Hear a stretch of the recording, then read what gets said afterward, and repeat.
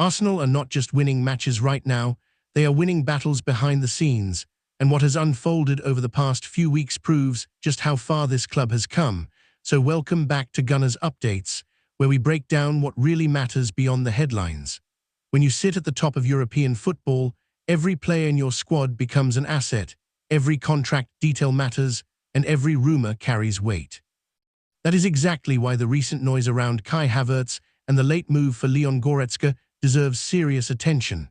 Let's start with Havertz, because this situation could have spiraled very quickly if Arsenal were not operating from a position of strength.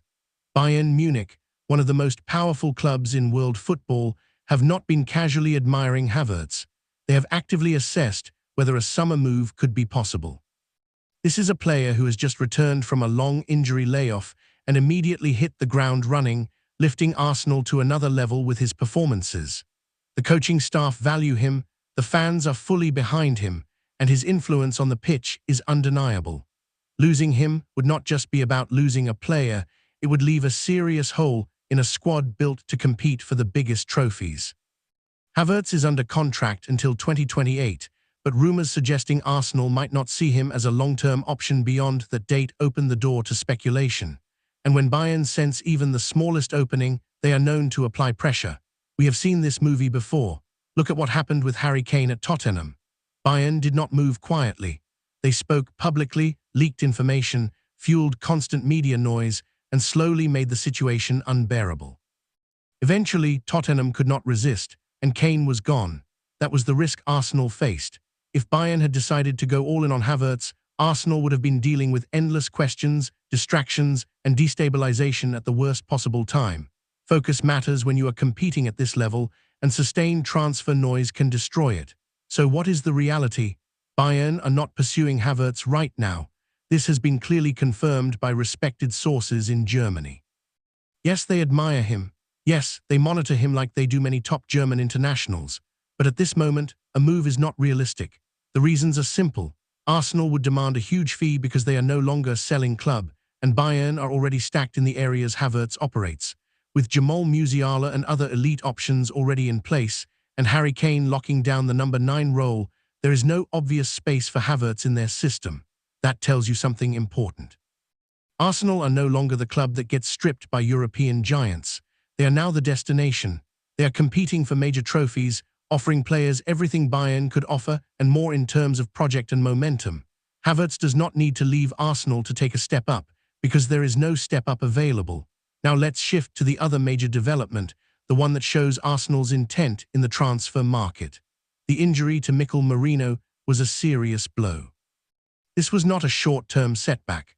Reports suggest it could even threaten his availability for the World Cup, which gives you an idea of the severity.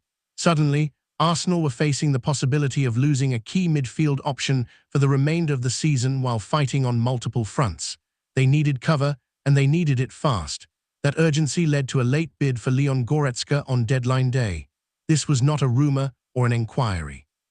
Arsenal made a formal offer for a player who had already confirmed he would leave Bayern at the end of the season.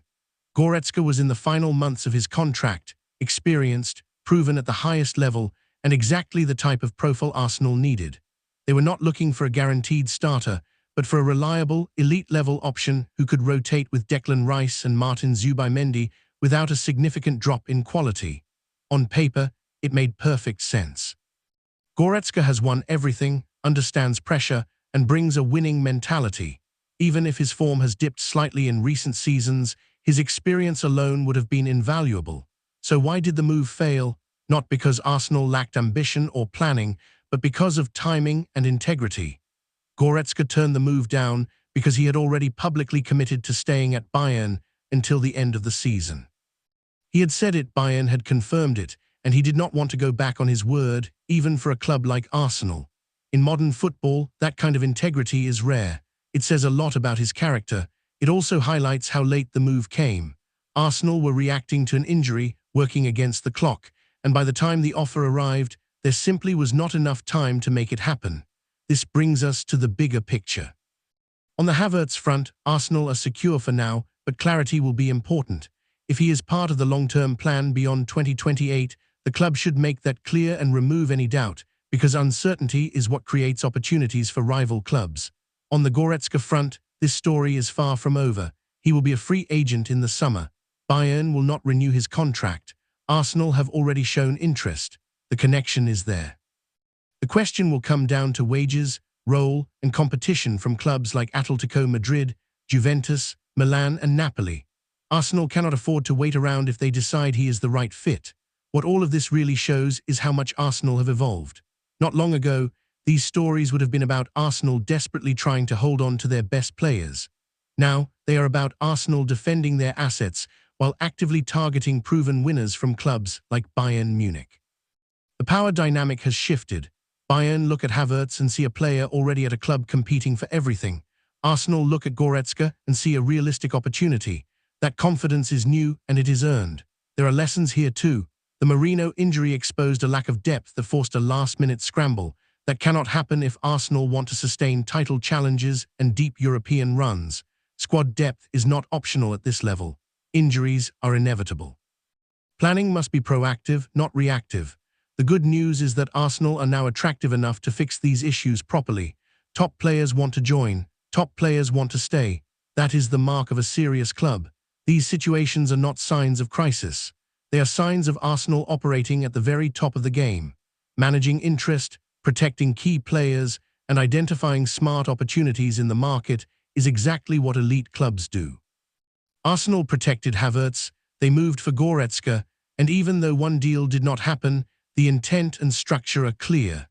This is a club that knows where it is going, and that is why Arsenal remain one of the most powerful projects in European football right now.